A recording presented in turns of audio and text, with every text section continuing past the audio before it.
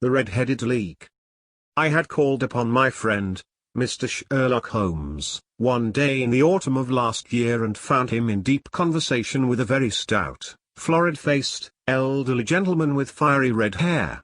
With an apology for my intrusion, I was about to withdraw when Holmes pulled me abruptly into the room and closed the door behind me. "You could not possibly have come at a better time, my dear Watson," he said cordially. "I was afraid that you were engaged." "So I am. Very much so." "Then I can wait in the next room." "Not at all.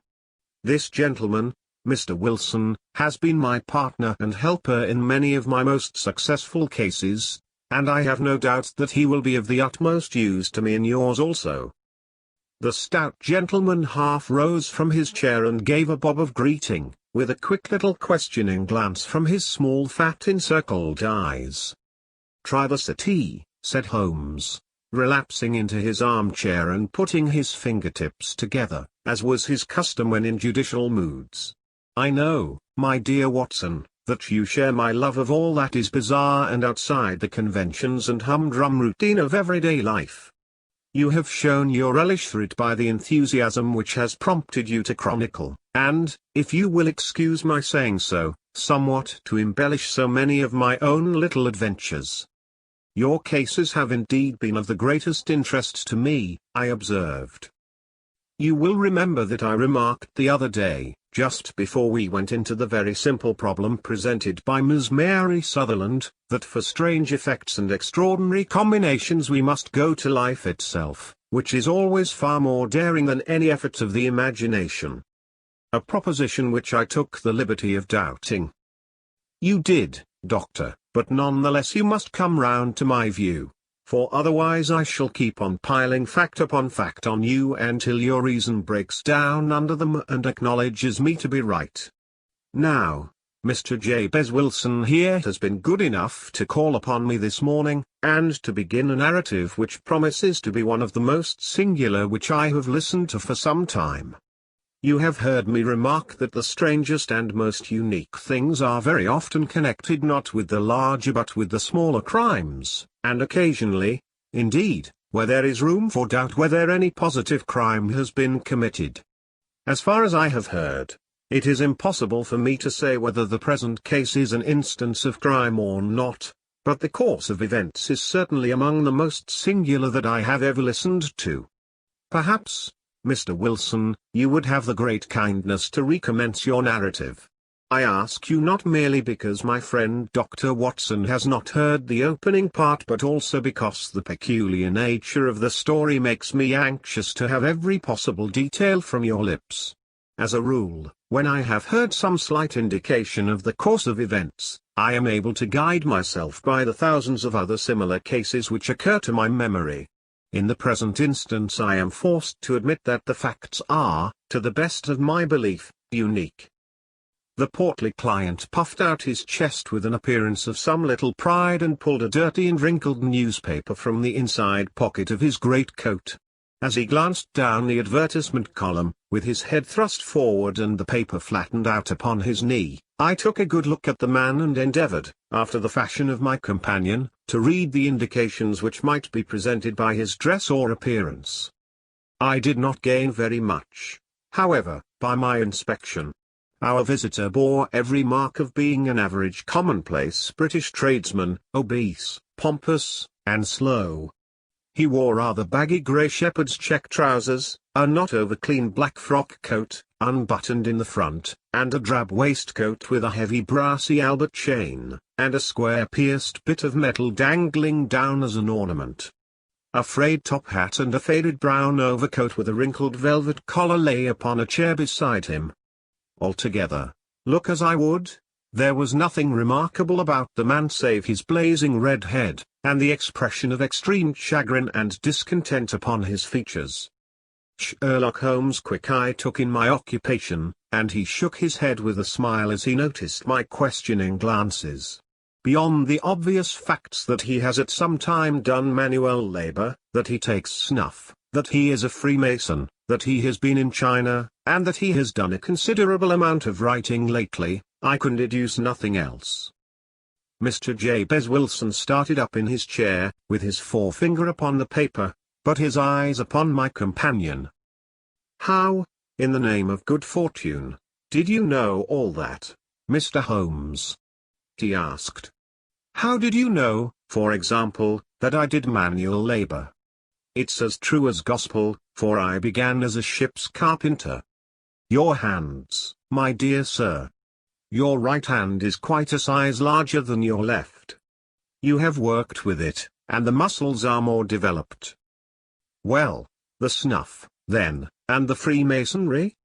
"I won't insult your intelligence by telling you how I read that, especially as, rather against the strict rules of your order, you use an arc and compass breastpin." "Ah, of course, I forgot that. But the writing? What else can be indicated by that right cuff so very shiny for 5 inches, and the left one with the smooth patch near the elbow where you rest it upon the desk?" "Well, but China? The fish that you have tattooed immediately above your right wrist could only have been done in China.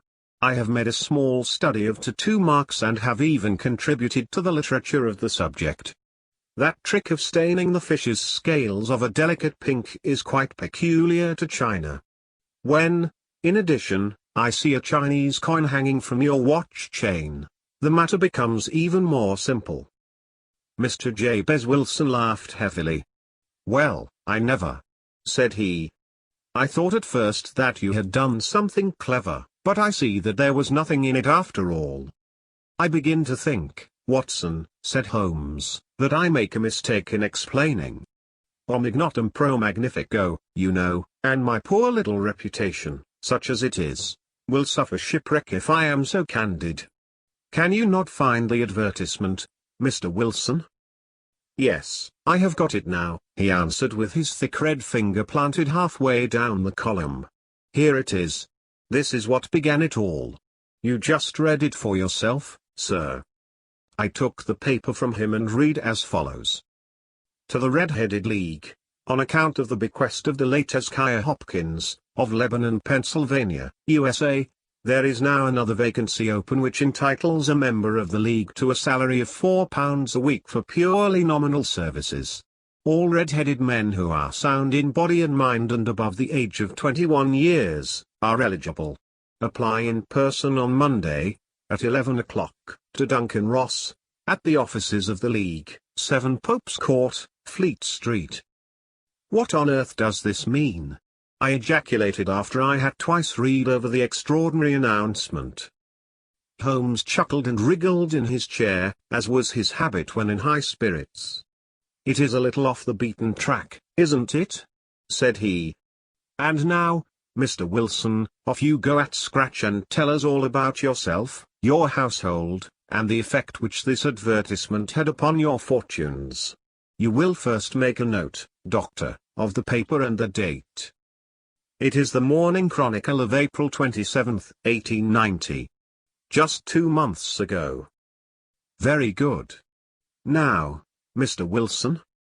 "Well, it is just as I have been telling you, Mr. Sherlock Holmes," said Jabez Wilson, mopping his forehead. "I have a small pawnbroker's business at Coburg Square, near the city. It's not a very large affair, and of late years it has not done more than just give me a living.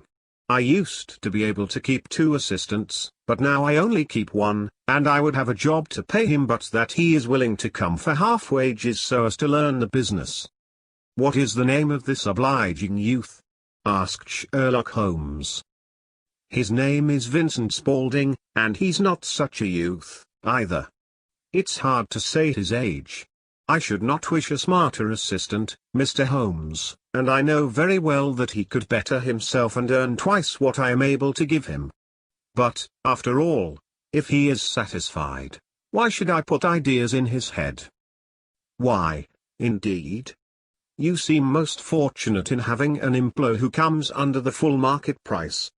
It is not a common experience among employers in this age. I don't know that your assistant is not as remarkable as your advertisement." "Oh, he has his faults, too," said Mr. Wilson. "Never was such a fellow for photography. snapping away with a camera when he ought to be improving his mind, and then diving down into the cellar like a rabbit into its hole to develop his pictures. That is his main fault, but on the whole he's a good worker. There's no vice in him. He is still with you, I presume? Yes, sir. He and a girl of 14, who does a bit of simple cooking and keeps the place clean. That's all I have in the house, for I am a widower and never had any family. We live very quietly, sir, the three of us, and we keep a roof over our heads and pay our debts, if we do nothing more. The first thing that put us out was that advertisement. Spaulding, he came down into the office just this day 8 weeks, with this very paper in his hand, and he says, "I wish to the Lord, Mr. Wilson, that I was a red-headed man." "Why that?" I asks. "Why," says he, "here's another vacancy on the League of the Red-Headed Men. It's worth quite a little fortune to any man who gets it, and I understand that there are more vacancies than there are men, so that the trustees are at their wits' end what to do with the money. If my hair would only change color, here's a nice little crib all ready for me to step into." "Why, what is it, then?" I asked. "You see, Mr. Holmes, I am a very stay-at-home man, and as my business came to me instead of my having to go to it, I was often weeks on end without putting my foot over the doormat. In that way I didn't know much of what was going on outside, and I was always glad of a bit of news." "Have you never heard of the League of the Red-Headed Men?" he asked with his eyes open. "Never." "Why, I wonder at that, for you are eligible yourself for one of the vacancies." "And what are they worth?" I asked. "Oh, merely a couple of hundred a year, but the work is slight, and it need not interfere very much with one's other occupations." Well, you can easily think that that made me prick up my ears, for the business has not been over good for some years, and an extra couple of hundred would have been very handy. "Tell me all about it," said I. "Well," said he, showing me the advertisement, "you can see for yourself that the League has a vacancy, and there is the address where you should apply for particulars. As far as I can make out, the League was founded by an American millionaire, Ezekiah Hopkins, who was very peculiar in his ways. He was himself red-headed, and he had a great sympathy for all red-headed men, so, when he died, it was found that he had left his enormous fortune in the hands of trustees, with instructions to apply the interest to the providing of easy berths to men whose hair is of that color. From all I hear it is splendid pay and very little to do." "But," said I, "there would be millions of red-headed men who would apply." "Not so many as you might think," he answered. "You see, it is really confined to Londoners, and to grown men. This American had started from London when he was young, and he wanted to do the old town a good turn. Then, again, I have heard it is no use your applying if your hair is light red, or dark red, or anything but real bright, blazing, fiery red.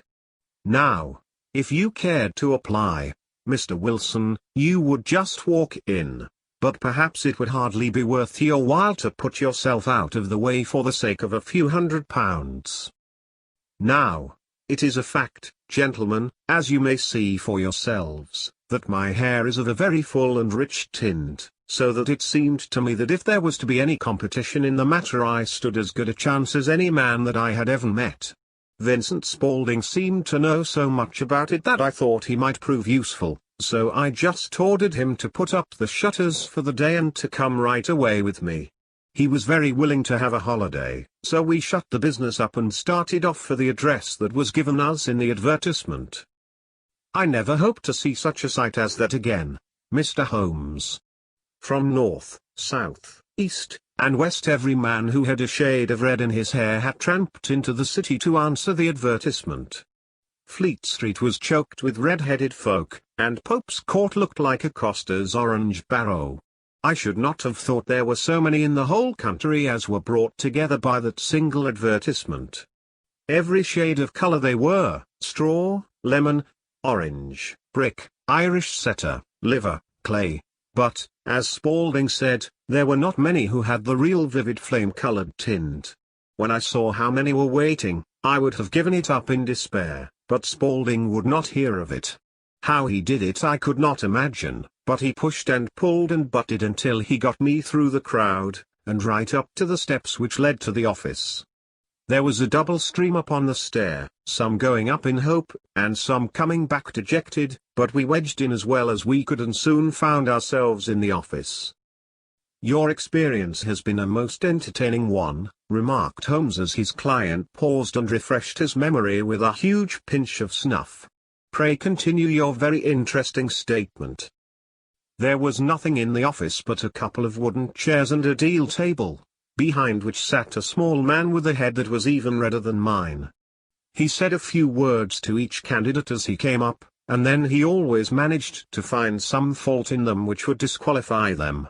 Getting a vacancy did not seem to be such a very easy matter, after all. However, when our turn came the little man was much more favorable to me than to any of the others, and he closed the door as we entered, so that he might have a private word with us. "This is Mr. Jabez Wilson," said my assistant, "and he is willing to fill a vacancy in the League." "And he is admirably suited for it," the other answered. "He has every requirement. I cannot recall when I have seen anything so fine." He took a step backward, cocked his head on one side, and gazed at my hair until I felt quite bashful. Then suddenly he plunged forward, wrung my hand, and congratulated me warmly on my success. "It would be injustice to hesitate," said he. "You will, however, I am sure, excuse me for taking an obvious precaution."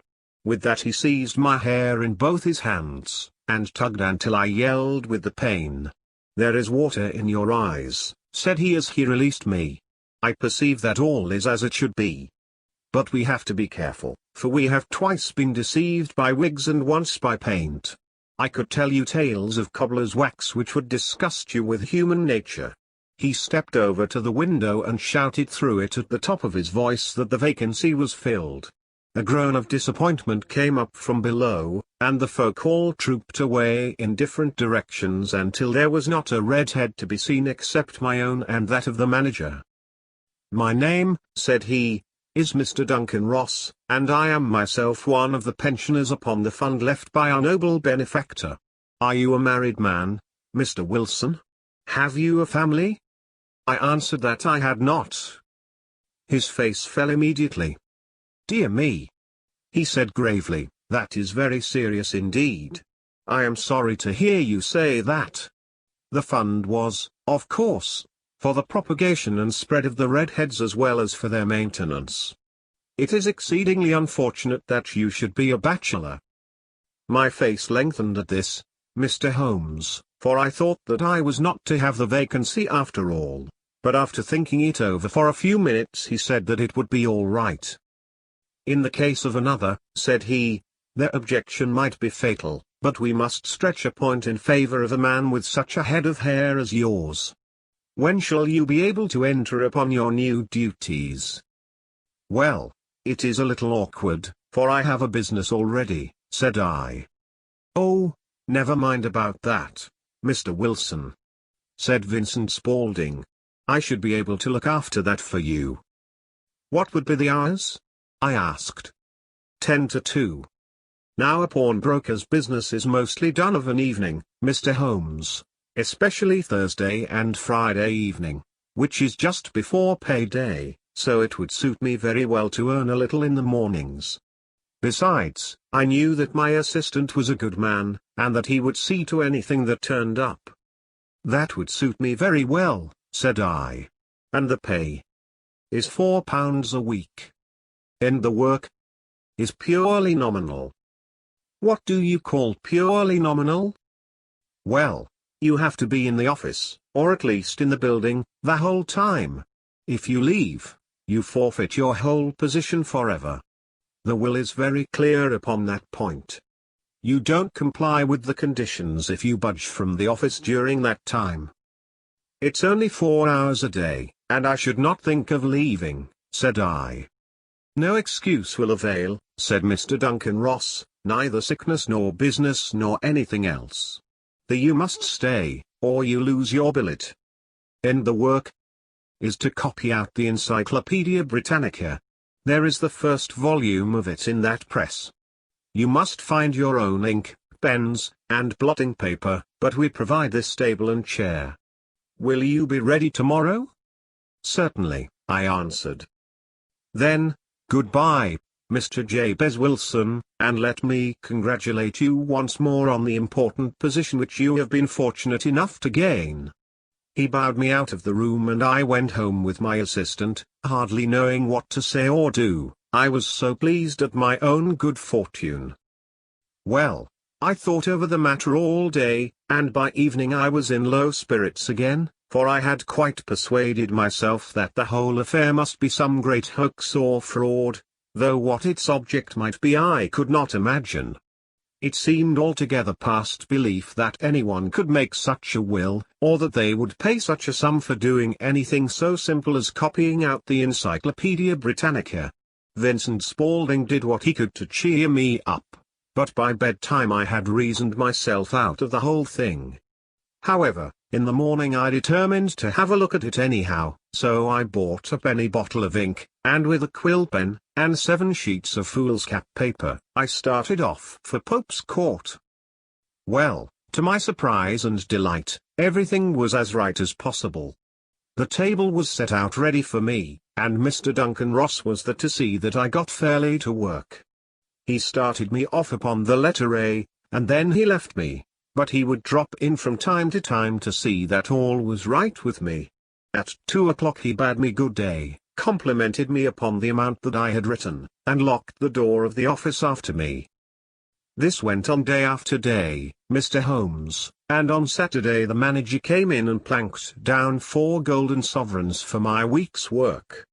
It was the same next week, and the same the week after. Every morning I was there at 10, and every afternoon I left at 2. By degrees Mr. Duncan Ross took to coming in only once of a morning, and then, after a time, he did not come in at all.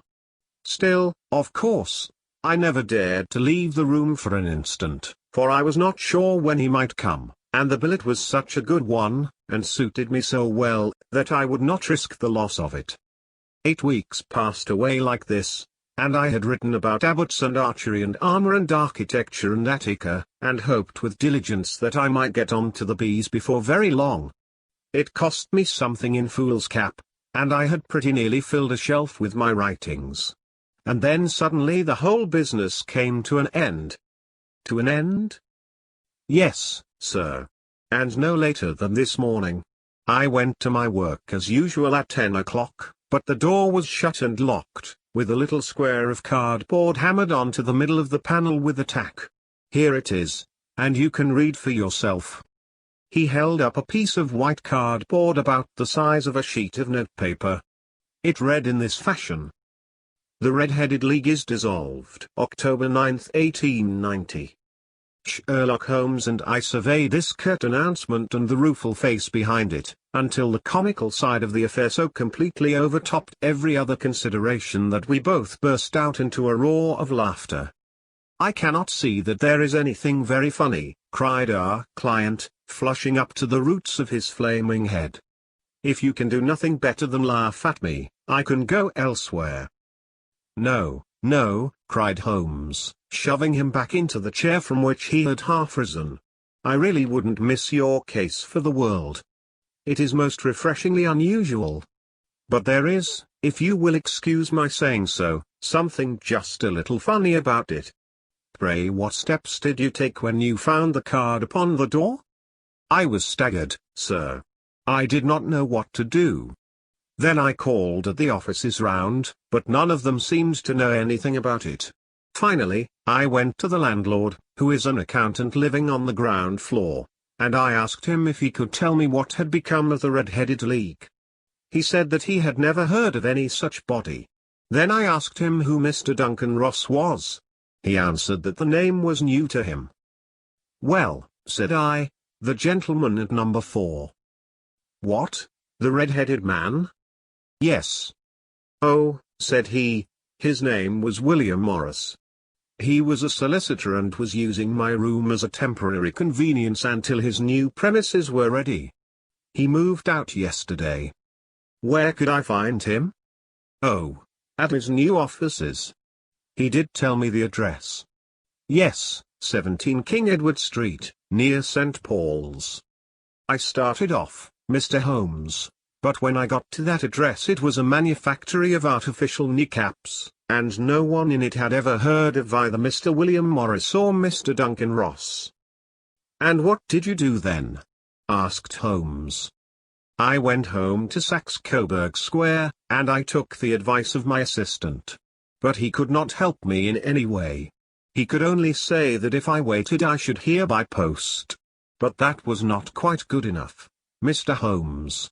I did not wish to lose such a place without a struggle, so, as I had heard that you were good enough to give advice to poor folk who were in need of it, I came right away to you. And you did very wisely, said Holmes. Your case is an exceedingly remarkable one, and I shall be happy to look into it. From what you have told me I think that it is possible that graver issues hang from it than might at first sight appear. Grave enough, said Mr. Jabez Wilson. Why, I have lost £4 a week. As far as you are personally concerned, remarked Holmes, I do not see that you have any grievance against this extraordinary league. On the contrary, you are, as I understand, richer by some £30, to say nothing of the minute knowledge which you have gained on every subject which comes under the letter A. You have lost nothing by them.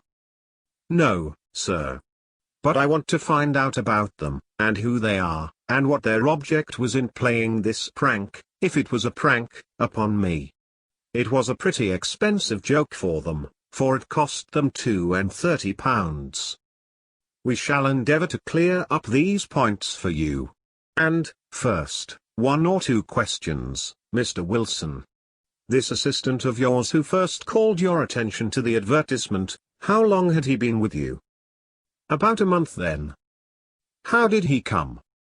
In answer to an advertisement. Was he the only applicant?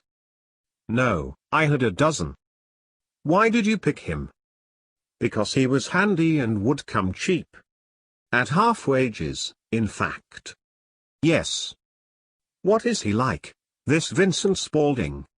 Small, stout-built, very quick in his ways, no hair on his face, though he's not short of 30. Has a white splash of acid upon his forehead. Holmes sat up in his chair in considerable excitement. I thought as much, said he. Have you ever observed that his ears are pierced for earrings? Yes, sir. He told me that a gypsy had done it for him when he was a lad. Hum, said Holmes, sinking back in deep thought. He is still with you?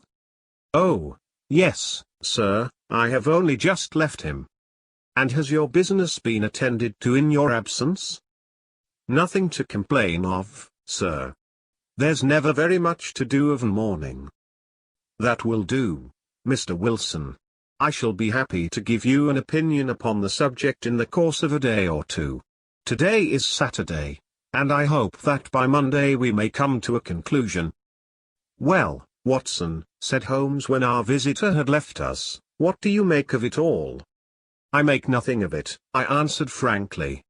It is a most mysterious business. As a rule, said Holmes, the more bizarre a thing is the less mysterious it proves to be. It is your commonplace, featureless crimes which are really puzzling, just as a commonplace face is the most difficult to identify. But I must be prompt over this matter. What are you going to do, then? I asked. To smoke, he answered. It is quite a 3-pipe problem, and I beg that you won't speak to me for 50 minutes. He curled himself up in his chair, with his thin knees drawn up to his hawk-like nose, and there he sat with his eyes closed and his black clay pipe thrusting out like the bill of some strange bird. I had come to the conclusion that he had dropped asleep, and indeed was nodding myself, when he suddenly sprang out of his chair with the gesture of a man who has made up his mind and put his pipe down upon the mantelpiece. "Sarah Sate plays at the St. James's Hall this afternoon," he remarked. "What do you think, Watson? Could your patient spare you for a few hours?" "I have nothing to do today. My practice is never very absorbing." "Then put on your hat and come. I am going through the city first, and we can have some lunch on the way. I observe that there is a good deal of German music on the program, which is rather more to my taste than Italian or French. It is introspective, and I want to introspect. Come along." We travelled by the Underground as far as Aldersgate, and a short walk took us to Saxe-Coburg Square, the scene of the singular story which we had listened to in the morning. It was a poky, little, shabby genteel place, where 4 lines of dingy 2-storied brick houses looked out into a small railed-in enclosure, where a lawn of weedy grass and a few clumps of faded laurel bushes made a hard fight against a smoke-laden and uncongenial atmosphere. 3 gilt balls and a brown board with Jabez Wilson in white letters, upon a corner house, announced the place where our red-headed client carried on his business. Sherlock Holmes stopped in front of it with his head on one side and looked it all over, with his eyes shining brightly between puckered lids. Then he walked slowly up the street, and then down again to the corner, still looking keenly at the houses. Finally he returned to the pawnbroker's, and, having thumped vigorously upon the pavement with his stick 2 or 3 times, he went up to the door and knocked.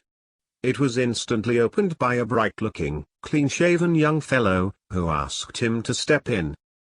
"Thank you," said Holmes, "I only wished to ask you how you would go from here to the Strand." "3rd right, 4th left," answered the assistant promptly, closing the door. "Smart fellow, that," observed Holmes as we walked away. "He is, in my judgment, the 4th smartest man in London, and for daring I am not sure that he has not a claim to be 3rd. I have known something of him before." "Evidently," said I, "Mr. Wilson's assistant counts for a good deal in this mystery of the Red-Headed League. I am sure that you inquired your way merely in order that you might see him." "Not him." "What then?" "The knees of his trousers." "And what did you see?" "What I expected to see." "Why did you beat the pavement?" "My dear doctor, this is a time for observation, not for talk. We are spies in an enemy's country. We know something of Saxe-Coburg Square. Let us now explore the parts which lie behind it." The road in which we found ourselves as we turned round the corner from the retired Saxe-Coburg Square presented as great a contrast to it as the front of a picture does to the back. It was one of the main arteries which conveyed the traffic of the city to the north and west. The roadway was blocked with the immense stream of commerce flowing in a double tide inward and outward, while the footpaths were black with the hurrying swarm of pedestrians. It was difficult to realize as we looked at the line of fine shops and stately business premises that they really abutted on the other side upon the faded and stagnant square which we had just quitted. "Let me see," said Holmes, standing at the corner and glancing along the line. "I should like just to remember the order of the houses here. It is a hobby of mine to have an exact knowledge of London. There is Mortimer's, the tobacconist, the little newspaper shop, the Coburg branch of the City and Suburban Bank, the vegetarian restaurant, and McFarlane's carriage building depot. That carries us right on to the other block. And now, Doctor, we've done our work, so it's time we had some play. A sandwich and a cup of coffee, and then off to Violin Land, where all is sweetness and delicacy and harmony, and there are no red-headed clients to vex us with their conundrums." My friend was an enthusiastic musician, being himself not only a very capable performer but a composer of no ordinary merit. All the afternoon he sat in the stalls wrapped in the most perfect happiness, gently waving his long, thin fingers in time to the music, while his gently smiling face and his languid, dreamy eyes were as unlike those of Holmes the sleuth hound, Holmes the relentless, keen-witted, ready-handed criminal agent, as it was possible to conceive. In his singular character the dual nature alternately asserted itself, and his extreme exactness and astuteness represented, as I have often thought, the reaction against the poetic and contemplative mood which occasionally predominated in him.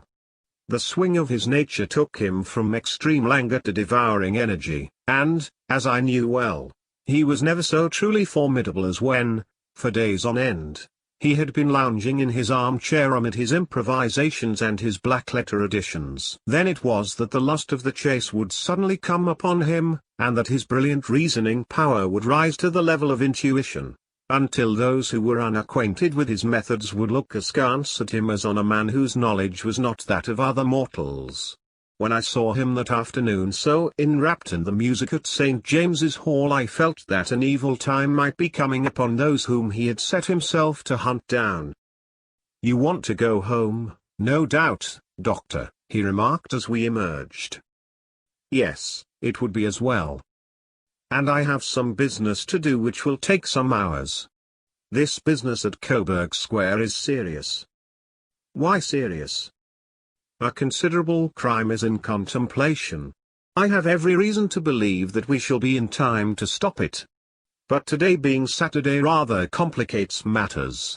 I shall want your help tonight." "At what time?" "10 will be early enough." "I shall be at Baker Street at 10. "Very well. And, I say, Doctor, there may be some little danger, so kindly put your army revolver in your pocket." He waved his hand, turned on his heel, and disappeared in an instant among the crowd. I trust that I am not more dense than my neighbors, but I was always oppressed with a sense of my own stupidity in my dealings with Sherlock Holmes. Here I had heard what he had heard, I had seen what he had seen, and yet from his words it was evident that he saw clearly not only what had happened but what was about to happen, while to me the whole business was still confused and grotesque. As I drove home to my house in Kensington I thought over it all, from the extraordinary story of the red-headed copier of the encyclopedia down to the visit to Saxe Coburg Square, and the ominous words with which he had parted from me. What was this nocturnal expedition, and why should I go armed? Where were we going, and what were we to do? I had the hint from Holmes that this smooth-faced pawnbroker's assistant was a formidable man, a man who might play a deep game. I tried to puzzle it out, but gave it up in despair and set the matter aside until night should bring an explanation. It was 9:15 when I started from home and made my way across the park, and so through Oxford Street to Baker Street. 2 hansoms were standing at the door, and as I entered the passage I heard the sound of voices from above. On entering his room, I found Holmes in animated conversation with 2 men, one of whom I recognized as Peter Jones, the official police agent, while the other was a long, thin, sad-faced man, with a very shiny hat and oppressively respectable frock coat. "Ha! Our party is complete," said Holmes, buttoning up his pea-jacket and taking his heavy hunting crop from the rack. "Watson, I think you know Mr. Jones, of Scotland Yard? Let me introduce you to Mr. Merryweather, who is to be our companion in tonight's adventure." "We're hunting in couples again, Doctor, you see," said Jones in his consequential way. "Our friend here is a wonderful man for starting a chase. All he wants is an old dog to help him to do the running down." "I hope a wild goose may not prove to be the end of our chase," observed Mr. Merryweather gloomily. "You may place considerable confidence in Mr. Holmes, sir," said the police agent loftily. "He has his own little methods, which are, if he won't mind my saying so, just a little too theoretical and fantastic, but he has the makings of a detective in him. It is not too much to say that once or twice, as in that business of the Sholto murder and the Audiobooks Treasure, he has been more nearly correct than the official force." "Oh, if you say so, Mr. Jones, it is all right," said the stranger with deference. "Still, I confess that I miss my rubber. It is the first Saturday night for 27 years that I have not had my rubber." "I think you will find," said Sherlock Holmes, "that you will play for a higher stake tonight than you have ever done yet, and that the play will be more exciting.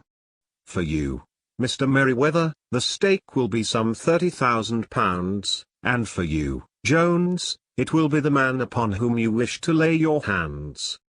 John Clay, the murderer, thief, smasher, and forger. He's a young man, Mr. Merryweather, but he is at the head of his profession, and I would rather have my bracelets on him than on any criminal in London. He's a remarkable man, is young John Clay. His grandfather was a royal duke, and he himself has been to Eton and Oxford. His brain is as cunning as his fingers, and though we meet signs of him at every turn, we never know where to find the man himself. He'll crack a crib in Scotland one week, and be raising money to build an orphanage in Cornwall the next. I've been on his track for years and have never set eyes on him yet. I hope that I may have the pleasure of introducing you tonight. I've had one or two little turns also with Mr. John Clay, and I agree with you that he is at the head of his profession. It is past 10, however, and quite time that we started. If you two will take the first hansom, Watson and I will follow in the second. Sherlock Holmes was not very communicative during the long drive and lay back in the cab humming the tunes which he had heard in the afternoon. We rattled through an endless labyrinth of gaslit streets until we emerged into Farrington Street. "We are close there now," my friend remarked. "This fellow Merryweather is a bank director, and personally interested in the matter. I thought it as well to have Jones with us also. He is not a bad fellow, though an absolute imbecile in his profession. He has one positive virtue. He is as brave as a bulldog and as tenacious as a lobster if he gets his claws upon anyone. Here we are, and they are waiting for us." We had reached the same crowded thoroughfare in which we had found ourselves in the morning. Our cabs were dismissed, and, following the guidance of Mr. Merryweather, we passed down a narrow passage and through a side door, which he opened for us. Within there was a small corridor, which ended in a very massive iron gate. This also was opened, and led down a flight of winding stone steps, which terminated at another formidable gate. Mr. Merryweather stopped to light a lantern, and then conducted us down a dark, earth-smelling passage, and so, after opening a third door, into a huge vault or cellar, which was piled all round with crates and massive boxes. "You are not very vulnerable from above," Holmes remarked as he held up the lantern and gazed about him. "Nor from below," said Mr. Merryweather, striking his stick upon the flags which lined the floor.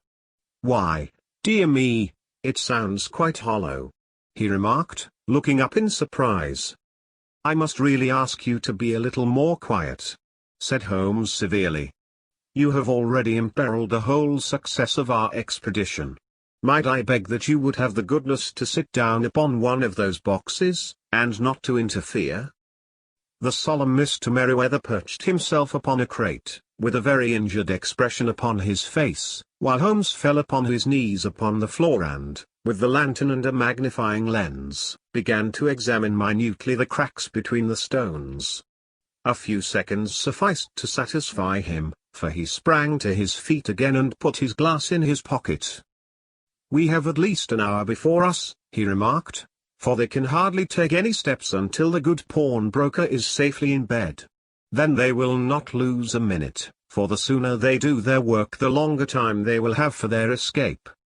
We are at present, Doctor, as no doubt you have divined, in the cellar of the City branch of one of the principal London banks. Mr. Merryweather is the chairman of directors, and he will explain to you that there are reasons why the more daring criminals of London should take a considerable interest in this cellar at present." "It is our French gold," whispered the director. "We have had several warnings that an attempt might be made upon it." "Your French gold?" "Yes. We had occasion some months ago to strengthen our resources and borrowed for that purpose 30,000 Napoleons from the Bank of France. It has become known that we have never had occasion to unpack the money, and that it is still lying in our cellar. The crate upon which I sit contains 2,000 Napoleons packed between layers of lead foil. Our reserve of bullion is much larger at present than is usually kept in a single branch office, and the directors have had misgivings upon the subject." "Which were very well justified," observed Holmes. "And now it is time that we arranged our little plans. I expect that within an hour matters will come to a head. In the meantime, Mr. Merriweather, we must put the screen over the dark lantern. And sit in the dark? I am afraid so. I had brought a pack of cards in my pocket, and I thought that, as we were a partikari, you might have your rubber after all. But I see that the enemy's preparations have gone so far that we cannot risk the presence of a light. And, first of all, we must choose our positions. These are daring men, and though we shall take them at a disadvantage, they may do us some harm unless we are careful. I shall stand behind this grate, and do you conceal yourselves behind those. Then, when I flash a light upon them, close in swiftly. If they fire, Watson, have no compunction about shooting them down. I placed my revolver, cocked, upon the top of the wooden case behind which I crouched. Holmes shot the slide across the front of his lantern and left us in pitch darkness, such an absolute darkness as I have never before experienced. The smell of hot metal remained to assure us that the light was still there, ready to flash out at a moment's notice. To me, with my nerves worked up to a pitch of expectancy, there was something depressing and subduing in the sudden gloom, and in the cold dank air of the vault. "They have but one retreat," whispered Holmes. "That is back through the house into Saxe-Coburg Square. I hope that you have done what I asked you, Jones. I have an inspector and 2 officers waiting at the front door. Then we have stopped all the holes, and now we must be silent and wait." What a time it seemed! From comparing notes afterwards it was but an hour and a quarter, yet it appeared to me that the night must have almost gone, and the dawn be breaking above us. My limbs were weary and stiff, for I feared to change my position, yet my nerves were worked up to the highest pitch of tension, and my hearing was so acute that I could not only hear the gentle breathing of my companions, but I could distinguish the deeper, heavier in breath of the bulky Jones from the thin, sighing note of the bank director. From my position I could look over the case in the direction of the floor. Suddenly my eyes caught the glint of a light. At first it was but a lurid spark upon the stone pavement. Then it lengthened out until it became a yellow line, and then, without any warning or sound, a gash seemed to open and a hand appeared, a white, almost womanly hand, which felt about in the center of the little area of light. For a minute or more the hand, with its writhing fingers, protruded out of the floor. Then it was withdrawn as suddenly as it appeared, and all was dark again save the single lurid spark which marked a chink between the stones. Its disappearance, however, was but momentary. With a rending, tearing sound, one of the broad, white stones turned over upon its side and left a square, gaping hole, through which streamed the light of a lantern. Over the edge there peeped a clean-cut, boyish face, which looked keenly about it, and then, with a hand on either side of the aperture, drew itself shoulder-high and waist-high, until one knee rested upon the edge. In another instant he stood at the side of the hole and was hauling after him a companion, lithe and small like himself, with a pale face and a shock of very red hair. "It's all clear," he whispered. "Have you the chisel and the backs? Great Scott! Jump, Archie, jump, and I'll swing for it." Sherlock Holmes had sprung out and seized the intruder by the collar. The other dived down the hole, and I heard the sound of rending cloth as Jones clutched at his skirts. The light flashed upon the barrel of a revolver, but Holmes' hunting crop came down on the man's wrist, and the pistol clinked upon the stone floor. "It's no use, John Clay," said Holmes blandly. "You have no chance at all." "So I see," the other answered with the utmost coolness. "I fancy that my pal is all right, though I see you have got his coat tails." "There are 3 men waiting for him at the door," said Holmes. "Oh, indeed. You seem to have done the thing very completely. I must compliment you." "And are you?" Holmes answered. "Your red-headed idea was very new and effective." "You'll see your pal again presently," said Jones. "He's quicker at climbing down holes than I am." Just hold out while I fix the derbies." "I beg that you will not touch me with your filthy hands," remarked our prisoner as the handcuffs clattered upon his wrists. "You may not be aware that I have royal blood in my veins. Have the goodness, also, when you address me always to say sir and please."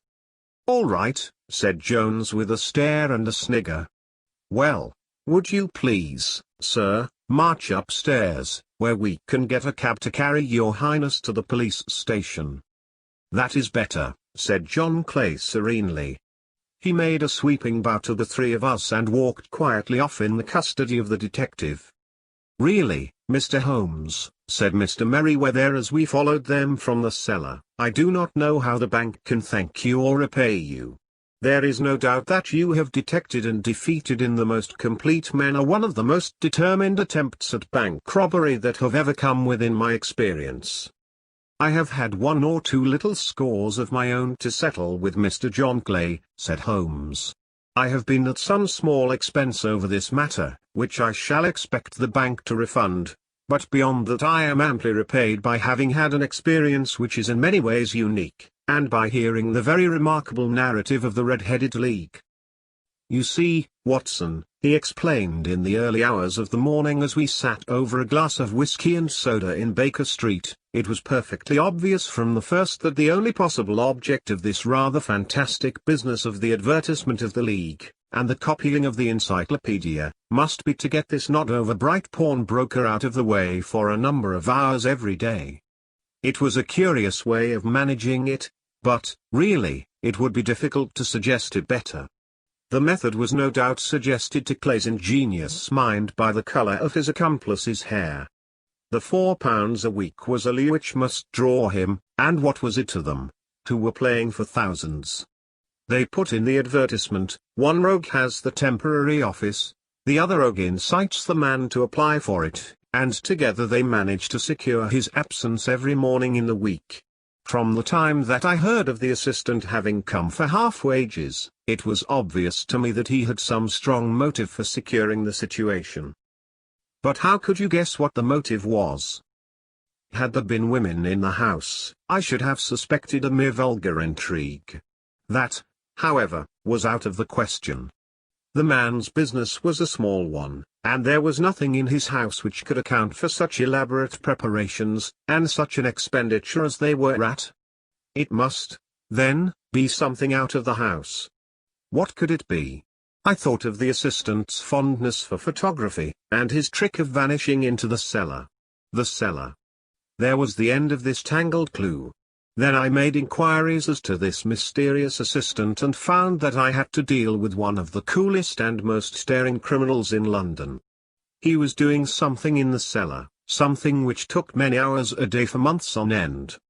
What could it be? Once more, I could think of nothing save that he was running a tunnel to some other building. So far I had got when we went to visit the scene of action. I surprised you by beating upon the pavement with my stick. I was ascertaining whether the cellar stretched out in front or behind. It was not in front. Then I rang the bell, and, as I hoped, the assistant answered it. We have had some skirmishes, but we had never set eyes upon each other before. I hardly looked at his face. His knees were what I wished to see. You must yourself have remarked how worn, wrinkled, and stained they were. They spoke of those hours of burrowing. The only remaining point was what they were burrowing for.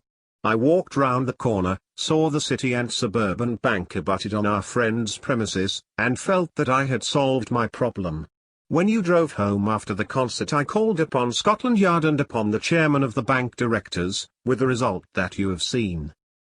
"And how could you tell that they would make their attempt tonight?" I asked. "Well, when they closed their League offices that was a sign that they cared no longer about Mr. Jabez Wilson's presence, in other words, that they had completed their tunnel. But it was essential that they should use it soon, as it might be discovered, or the bullion might be removed. Saturday would suit them better than any other day, as it would give them 2 days for their escape. For all these reasons I expected them to come tonight." "You reasoned it out beautifully," I exclaimed in unfeigned admiration. It is so long a chain, and yet every link rings true. It saved me from ennui, he answered, yawning. Alas! I already feel it closing in upon me.